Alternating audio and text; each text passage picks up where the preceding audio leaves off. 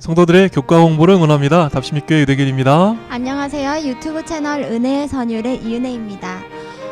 벌써 14인가요, 목사님? 한 개 동안 너무 수고하셨습니다. 끝났네요.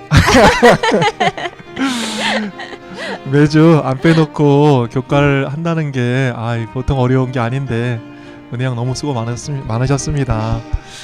1년 동안 너무 잘해주셔서 감사드리고요. 내년에도 잘 부탁드립니다. 이게 월급도 못 드리고 참 무료로 하여간 그럼에도 불구하고 이렇게 성실하게 해주신 것 너무나 감사합니다. 그리고 여러 성도님들께서 또 올 한해 많은 사랑을 보내주셨습니다. 이 자리를 빌려서 감사의 마음 전하고 싶습니다. 그리고 구독을 이렇게 눌러 놓으시면 내년에도 저희와 함께 또 즐거운 교과 공부 함께 하실 수 있겠습니다. 구독하실 때 은혜의 선율 또 구독해 놓으시면 은혜양께서 아름다운 바이올린 연주 올리실 때마다 바로바로 드릴 수 있으니까 은혜의 선율도 구독해 놓으시면 너무나 좋겠습니다. 그럼 13과 모세의 부활 함께 살펴보도록 하겠습니다. 네, 모세의 고별 설교가 신명기입니다. 그렇기에 모세는 신명기의 핵심 인물입니다. 모세의 성품과 생애 그리고 그의 기별이 신명기 전체를 채우고 있습니다. 이제 신명기의 마지막 교과에서 모세의 이 땅에서의 마지막 삶에 대하여 살펴보도록 하겠습니다. 부조와 선지자는 그의 마지막에 대하여 이렇게 기록하고 있습니다. 모세는 자기가 홀로 죽어야 함을 알고 있었으며 세상의 어떤 친구도 그의 임종 시간에 그를 도와주도록 허락되지 않았다. 그의 앞에 놓인 장면은 신비하고 장엄하였으며 그 장면은 그의 마음을 위축시켰다. 가장 쓰라린 시련은 그가 보호하고 사랑하던 백성, 그의 관심과 생명이 그처럼 오랫도록 연합되었던 백성에게서 떠나는 일이었다. 그러나 모세는 하나님을 신뢰하는 법을 배웠으므로 의심 없이 믿음으로 자기 자신과 그의 백성을 하나님의 사랑과 자비에 의탁하였다. 사랑하는 백성을 떠나 알 수 없는 길을 홀로 가야 하는 모세. 그러나 하나님을 신뢰하는 법을 배운 모세는 의심 없이 믿음으로 자기 자신과 백성을 하나님의 사랑과 자비에 의탁하고 그의 길을 떠나는 것입니다. 그럼 다 같이 모세의 마지막 모습들을 살펴보도록 하겠습니다. 일요일 교과에서는 모세의 죄가 나옵니다. 민수기 20장 20절부터의 말씀입니다.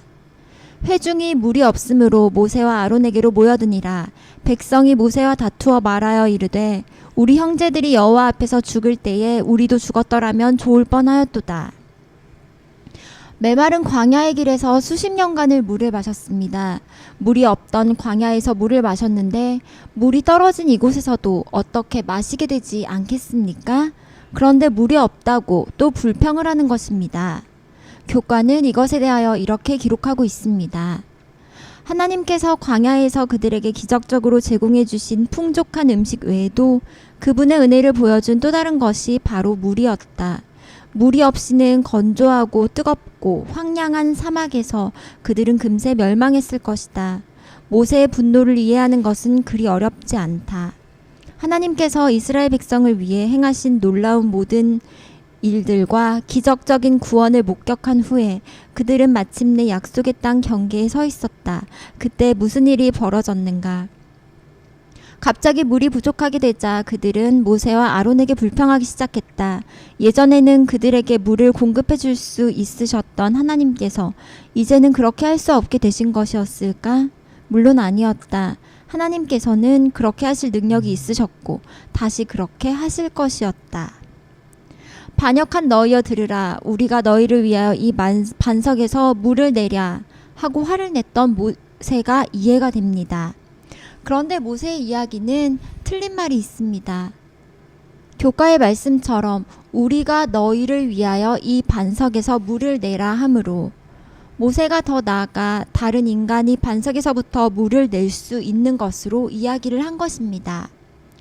너무 분노했던 모세는 오직 하나님의 능력만이 그와 같이 기적을 일으키는 것을 잊은 듯 했습니다. 다른 누구보다 물이 어떻게 공급되는지 잘 알고 있던 모세가 그것을 잠깐 잊은 것입니다. 모세와 같이 우리도 그런 죄를 또 그런 실수를 할 수 있는 것입니다. 교회는 누가 하는 것이지요?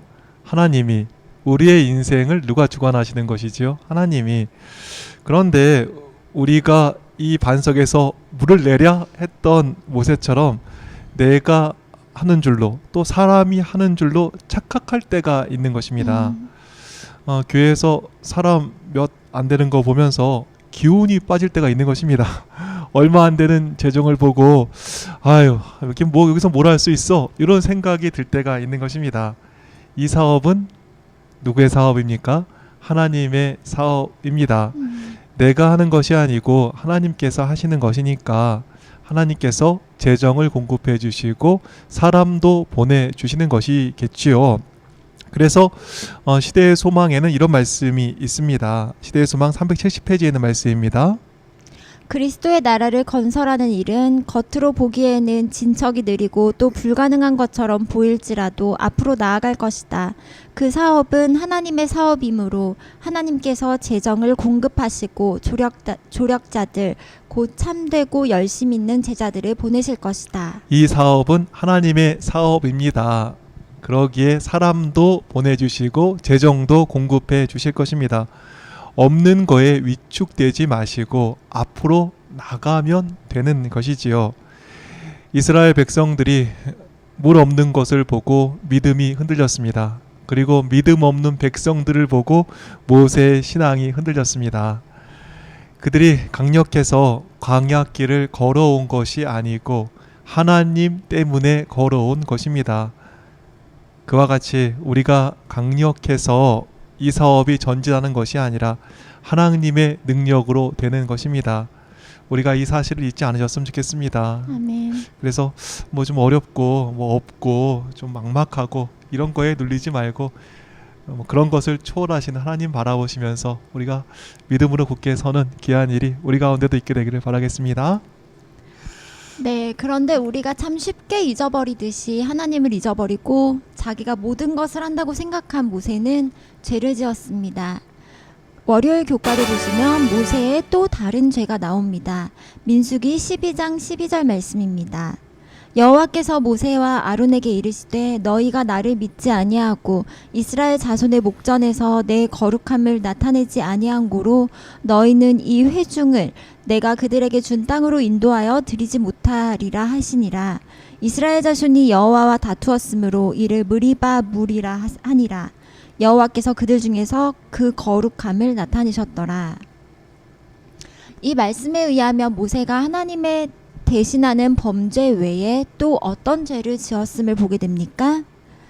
불타는 가시 떨기부터 시작해서 계속해서 하나님과 함께하는 특별한 경험을 했음에도 불평하는 백성들 앞에서 하나님을 믿지 아니했습니다.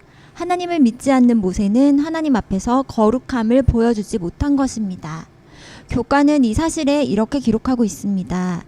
이 말은 모세가 하나님께서 하신 말씀에 대해 온전한 믿음을 보이지 못했다는 뜻이었다. 그 결과 그는 이스라엘의 백성들 앞에서 하나님의 거룩함을 나타내지 못했다.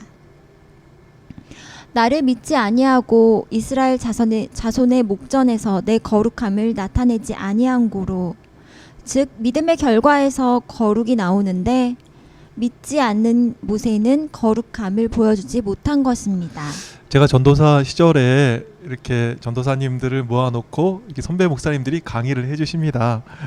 어떤 목사님께서 이런 얘기를 하시더라고요. 자기는 이렇게 성도들하고 화장실도 같이 안 간다는 거예요. 신빙감이 떨어진다고. 배설을 잘해야 건강한 거 아니겠습니까? 그때도 잘 이해가 안 되고 지금까지도 다 이해가 안 되는 선배 목사님의 말씀입니다. 그래서 거룩함에 대해서 여러 번 생각을 한 적이 있는데요. 진정한 거룩함이 어디서 오는 것일까요? 화장실 같이 안 가는 것에, 아니면 머리 기름 바르고 양복 입은 것에서 거룩함이 올까요? 오늘 말씀 가운데서 보니까 믿음에서 거룩함이 나오는 것을 보게 됩니다.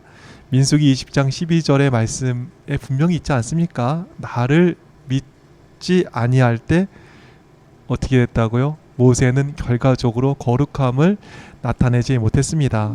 반대로 잘 믿을 때 그 결과로 하나님께 영광이 되고 불평하는 백성들과 구별된 진정한 거룩의 삶을 살게 되는 것입니다. 소망합니다. 거룩한 척, 또 영석 있는 척 할 게 아니라 믿음 있는 삶을 살아 진정한 거룩을 이루는 우리의 모습, 또 우리의 삶이 되기를 간절히 바라겠습니다. 아멘. 그 죄의 결과 모세는 어떻게 되었을까요? 신명기 34장 4절부터의 말씀입니다. 여호와께서 그에게 이르시되 이는 내가 아브라함과 이삭과 야곱에게 맹세하여 그의 후손에게 주리라 한 땅이라. 내가 내 눈으로 보게 하였거니와 너는 그리로 건너가지 못하리라 하시매, 이에 여호와의 종 모세가 여호와의 말씀대로 모압 땅에서 죽어 벳불 맞은편 모압 땅에 있는 골짜기에 장사되었고 오늘까지 그의 묻힌 곳을 아는 자가 없느니라. 약속의 땅을 멀리서 보았지만 그 땅에는 들어갈 수 없었습니다. 평생 가나안을 향해 왔는데 그 땅에 들어가지 못하는 모세의 심정은 어땠을까요? 부조와 선지자는 이렇게 이야기합니다. 모세는 홀로 외로이 그가 궁전의 영광과 장차 애굽 왕국을 차지할 지위에서 돌아서서 하나님의 선민으로 더불어 자기의 운명을 함께하기로 선택한 이후에 파란 곡절과 어려움이 많았던 생애를 회고하였다. 그는 이드로의 양떼와 함께 광야에서 생애하던 오랜 세월과 불타는 가시덤불에서 여호와의 사자가 나타났던 일과 자기 자신이 이스라엘을 구원하도록 부르심을 받았던 일을 회상하였다. 모세가 자기의 노력의 결과를 회상하여 볼 때에 그의 실현과 희생의 생애는 거의 헛된 것처럼 보였다. 그러나 모세는 자신이 진 짐들에 대하여 후회하지 않았다. 그는 잠시 동안 죄악의 낙을 누리는 것보다 오히려 하나님의 백성으로 더불어 고난받기를 선택한 것이 현명한 결정이었다고 느꼈다. 아멘. 모세는 자신의 노력의 결과를 회상해 볼 때 그의 실현과 희생의 생애는 거의 헛된 것처럼 보였습니다. 그러나 모세는 자신이 진 짐들을 대하여 후회하지 않았고 잠시 죄악의 낙을 누리는 것보다 하나님의 백성과 고난받는 것이 현명한 결정이었다고 느끼는 것입니다. 이 마음 짠한 곳에서 하나님은 모세에게 은혜를 주십니다. 신명기 34장 1절부터의 말씀입니다. 모세가 모압 평지에서 느보산에 올라가 여리고 맞은편 비스가 산꼭대기에 이르매 여호와께서 길르앗 온 땅을 단까지 보이시고 또 온 납달리와 에브라임과 므낫세의 땅과 서해까지의 유다 온 땅과 네겝과 종려나무의 성읍 여리고 골짜기 평지를 소알까지 보이시고 여호와께서 그에게 이르시되 이는 내가 아브라함과 이삭과 야곱에게 맹세하여 그의 후손에게 주리라 한 땅이라. 내가 내 눈으로 보게 하였거니와 너는 그리로 건너가지 못하리라 하시매, 이에 여호와의 종 모세가 여호와의 말씀대로 모압 땅에서 죽어 벳볼 맞은편 모압 땅에 있는 골짜기에 장사되었고 오늘까지 그의 묻힌 곳을 아는 자가 없느니라. 모세가 느보산에 올랐는데 아무리 모세의 눈이 흐릿하지 않았다고 길앗 온 땅과 단과 납달리와 에브라임 땅과 서해와 온 유다가 보였을까요? 그러게요. 안 보였을 것 같은데요. 네, 교과는 이렇게 이야기합니다. 보통의 시력으로는 당시 모세가 서 있던 곳에서 하나님께서 가리켜 보여주신 모든 땅, 곧 모압에서부터 단, 납달리 그리고 그 너머에 있는 곳까지 본다는 것은 불가능한 일이었다. 엘렌 G. 화이트이 이야기한 것처럼 그것은 분명 초자연적인 계시였다. 모세는 현재 그 땅의 모습을 본 것이 아니라 그들이 그 땅을 차지한 뒤에 그 땅이 어떤 모습으로 변할지도 보았다. 아멘. 보통의 시력으로 가나안 온 땅을 어떻게 다 보았겠습니까? 모세는 초자연적인 계시를 본 것 같은데요. 그럼 어떤 계시를 보았는지 부조와 선지자의 말씀을 보시겠습니다. 이제 약속된 땅의 전경이 모세에게 나타났다. 그 땅의 모든 부분이 먼 거리에서 흐릿하고 불분명하게 보이는 것이 아니라 분명하고 뚜렷하고 아름답게 그의 시야에 들어왔다. 그 장면에는 그 당시의 실제 모습이 나타났을 뿐 아니라 장차 이스라엘이 그 땅을 점령하고 하나님께서 그들을 축복하심으로 이루어질 미래의 광경까지 나타났다. 그곳에는 레바논의 백향목이 우거진 산들과 감람나무 숲으로 회색빛을 띠고 향긋한 포도 냄새가 풍기는 언덕들이 있었고, 넓고 푸른 들판에는 꽃들과 과일이 주렁주렁 달린 나무들이 반짝이고 있었고, 이쪽에는 열대식물인 종려나무들이, 저쪽에는 밀가보리가 물결치고 있었다. 햇볕에 눈이 부시는 골짜기가 있었고, 졸졸 흐르는 개울물 소리와 새들의 노랫소리는 음악처럼 아름다웠다. 훌륭한 도시와 예쁜 정원들이 펼쳐져 있고, 바다에 풍요를 주는 물이 철철 넘치는 호수들이 보이고, 산허리에는 양떼들이 풀을 뜯고 바위 틈에는 야생벌들이 모아놓은 꿀이 있었다. 그곳은 모세가 하나님의 성령의 감동을 받아 이스라엘 백성에게 다음과 같이 묘사한 땅이었다.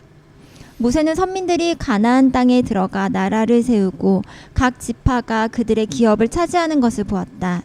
모세는 약속의 땅에 정착한 후에 이스라엘의 역사를 보았다. 모세는 약속의 땅에 정착한 이스라엘의 모습과 그들의 역사까지 보았음을 보게 됩니다. 이것은 약속의 땅에 못 들어가는 모세를 약올리는 것이 아니라 교과 183페이지의 말씀처럼 이스라엘 백성들이 행한 부족함에도 불구하고 하나님께서는 이스라엘 백성에게 허락하신 언약적 약속에 충실할 것을 모세에게 보여주시는 것입니다. 모세, 걱정하지 마. 백성은 부족하고 위기가 오겠지만 내가 이 백성들과 한 약속을 지킬게. 그러니 반드시 승리하게 될 거야. 그리스도로 말미암는 최종 승리를 보증하시는 것입니다. 모세야, 인류는 마침내 최종 승리를 할 테니 걱정하지 마. 이스라엘 백성을 두고 떠나는 모세는 하나님의 약속을 보고 얼마나 든든했겠습니까? 그러게요. 이스라엘 백성과 헤어지는 모세가 참 여러 가지로 괴롭고 힘들었을 때 하나님께서는 그 이스라엘에게 언약을 주시고 끝까지 그들을 지켜주신다는 이 귀한 보증을 본 모세, 굉장히 힘이 나고 용기가 나고 정말 은혜가 충만했을 것을 저희가 짐작하게 됩니다. 하나님께서는 언약을 지켜주신다는 그 보증과 함께 모세에게 더욱 특별한 은혜를 더하여 주십니다. 수요일 교과를 보시겠습니다. 모세는 죽습니다. 신명기 34장 5절입니다. 이에 여호와의 종 모세가 여호와의 말씀대로 모압 땅에서 죽어 벳볼 맞은편 모압 땅에 있는 골짜기에 장사되었고 오늘까지 그의 묻힌 곳을 아는 자가 없느니라.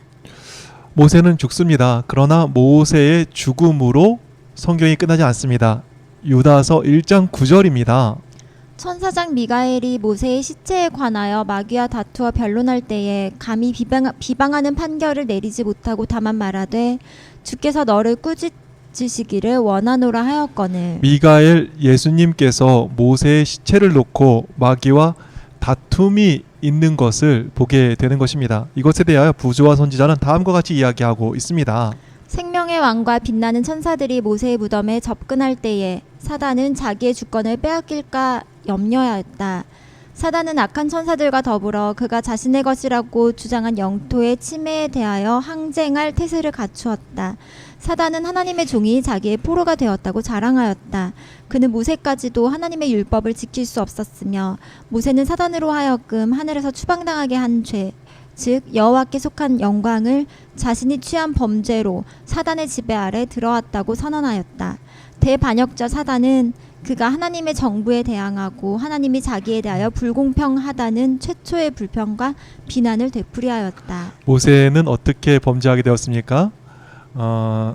하나님의 영광이 아니라 하나님의 영광을 자신이 취했죠. 내가 물 내랴 하면서 자신의 영광을 취한 모세가 구원을 받는다면 하나님의 영광을 취했다고 하늘에서 쫓겨난 사단은 억울하다 라고 이야기하는 것입니다.